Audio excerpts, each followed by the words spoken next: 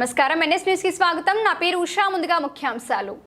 ఆదివాసీ గిరిజన సంఘం special DSC పోరాట కమిటీ ఆధ్వర్యంలో మండల కేంద్రంలోని కించుమండలో నిరుద్యోగ యువకులు స్వచ్ఛందంగా షాపులు మూసి బంద్ అమలు చేస్తున్నారు.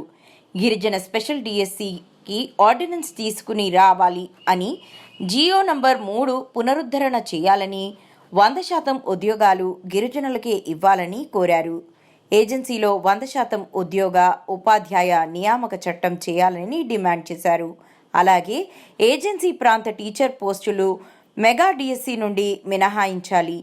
ఏజెన్సీ ప్రాంతంలో మొత్తం టీచర్ పోస్టులు 766 ఆదివాసులకు దక్కేవి.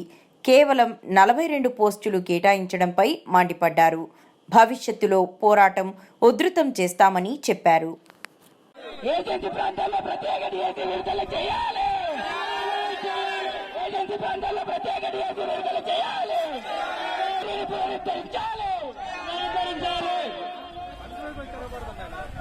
ఆదివాసుల ఐక్యత.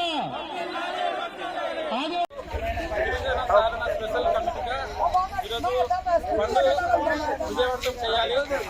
గిరిజన స్పెషల్ డిఎస్సి ఆర్డినెన్స్ వెంటనే తీసుకురావాలి. జియో నెంబర్ 3 పునరుద్ధరణ చేయాలి. ఏజెన్సీలో ఉన్న 100% ఉద్యోగాలు ఉపాధ్యాయుల నియామకాలు చట్టం చేయాలి. ఏజెన్సీ ప్రాంత టీచర్ పోస్టులను మెగా డిఎస్సి నుండి మినహాయించాలి. జియో నెంబర్ పాస్ చేయాలి. జియో నెంబర్ 3కు ప్రత్యామ్నాయంగా వేరే జియో పాస్ చేయాలి. ఈరోజు సుప్రీంకోర్టు జియో నెంబర్ 3 రద్దు చేసింది. దానికి ప్రత్యామ్నాయంగా సీఎం చంద్రబాబు నాయుడు గారు అరకువేలి రా కదిలిరా అనే ప్రోగ్రామ్ లో వచ్చి మీకు జియో నెంబర్ కు బదులుగా ప్రత్యామ్నాయంగా ఇంకో జియో పాస్ చేస్తామని చెప్పారు. దానికి సీఎం చంద్రబాబు నాయుడు గారు వెంటనే అమలు చేయాలి. సీఎం చంద్రబాబు నాయుడు గారు ఇచ్చిన హామీలన్నీ అమలు చేయాలని ఈరోజు డిఎస్సి సాధన కమిటీగా మేమందరూ కోరుచున్నాము. జై